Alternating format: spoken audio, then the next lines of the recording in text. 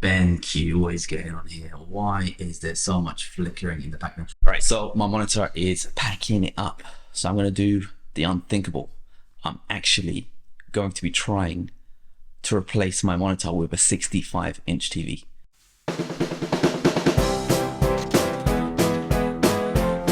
I think I really need two people for this job. I'm gonna try doing it on my own. Wish me luck.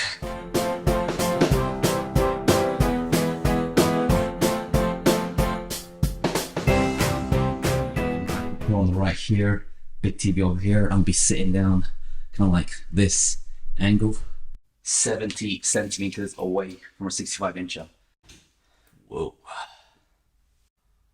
All right, I gotta say, it is a bit too big. One thing I do love though is I get all my desk space back.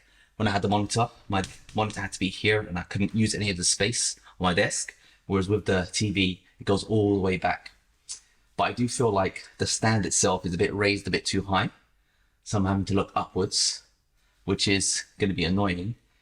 And I feel like I'm in the IMAX experience of a TV. But let's just see if I get used to it. Maybe I'll just be looking upwards. Nice. Oh, this is nice. Oh, this is nice. Oh, everything's big. Alright, for some reason I'm only able to get 30 frames a second. I think I might need to use a different HDMI cable, but in the meantime I want to hear how it sounds and have a little play in Final Cut Pro to see if it's actually going to be beneficial. I love already, I'm seeing the timeline, I'm seeing how big the timeline is, it looks really good. I like it. If this monitor was this wide, make some ultra wides baby. If it was this wide, but just maybe 30% shorter, that could be a really good real estate to be doing some cool stuff in.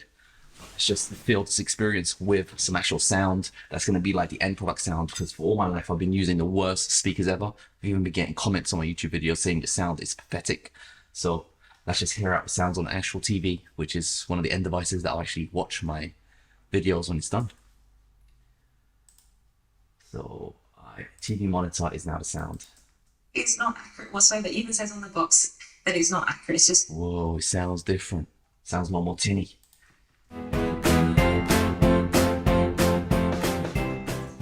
Alright, gotta say, I'm loving the experience so far. I am getting like, whoa, like I feel like I'm in an IMAX experience. I'm loving it.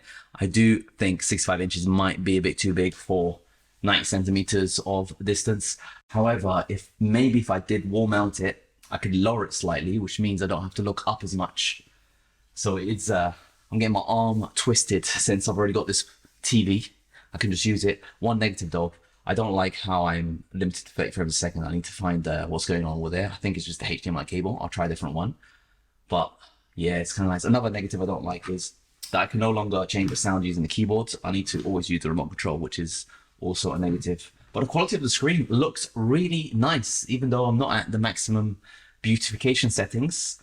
I do love the timeline. I do love the size of the screen. Maybe if it was a 55-inch or a 48 or a 42, that could really be sexy. Because one of the things that I hated about having a 32-inch monitor was that I had to really put it close to me so I can interact with it and get it to be large enough, because if I put it further back, it's just a bit too small. I'm one of those glasses wearing people, so my eyesight is not the best.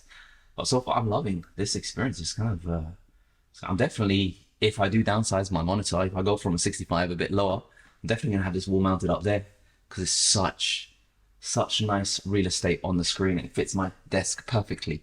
Alright guys, so I've been using this monitor for TV, 65-inch for a few hours now. And I gotta say, I am getting used to it. I fixed the 30 frames a second issue. It was my dongle and the MacBook Pro itself. For some reason, it's limited to 30 frames a second, but when I plugged in a 60 frames a second dongle, that worked. But I'm surprised it didn't actually work on the MacBook Pro itself. That was weird. And yeah, I am getting used to the screen size. I do love video editing.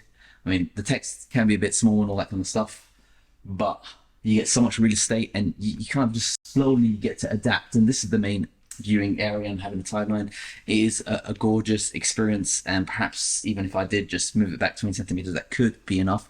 But I am finding myself use it like this. I'm like as far back from the chair as possible, trying to get a bit of distance. So practically, I think 65 is just way too big for this desk. And I am tend to just be using this. Perhaps if I did wall mount it, I could swindle it, but I'm thinking what I might do, I might downsize and go for something smaller, or maybe I'll give it a little, no, I'll probably just downsize, get something smaller. Maybe I'll go with a 42-inch next. Subscribe to see what happens with that situation. But the fact that I use the 65-inch first before just jumping to a 42-inch initially, I think it's going to go well for me, because if I would have went to a 42-inch, I would have thought, whoa, that's amazing, it's so big, oh my god, I got my eye strain, oh, I would have made all these like niggle complaints. But now that I'm mastering the 65-incher, if I jump back down to a 42-incher, it's going to look nice, compact, beautiful, I reckon, just right to the edge. One also negative I gotta say is, because if you are as close to the screen as I was doing, the text can get very pixelated, especially like if you're reading files, or like if you're scanning through your hard drive or trying to read fonts. It can be a little bit pixelated, but I was literally trying to get like at least 1.5 meters distance away to make it more legible. I'm not. I was thinking about considering getting a deeper desk, and just because I love it. It's a nice display. But yeah, I don't think overall it's going to work out for me unless I had doubled my display size, my desk size. But it has been a really fun experience. Let me just show you YouTube. You know, just jump on YouTube and you can see the big pictures right in front of you. It's very, very fun. You know what I'm saying? So this is the view you want to see. There's all of that YouTube right on your screen. Now if you do get close, like I said, the text does get a little bit pixelated, but overall it's a glorious experience. Look at that. I'm feeling lucky, and you get to learn a lot. But at this distance, it does look a little bit pixelated, but when you do go a bit further out, like as far away from the desk as possible, and it starts to look good. And I am slowly getting the hang of this, but like I said, I am going to downsize. The internet as it was made to be seen.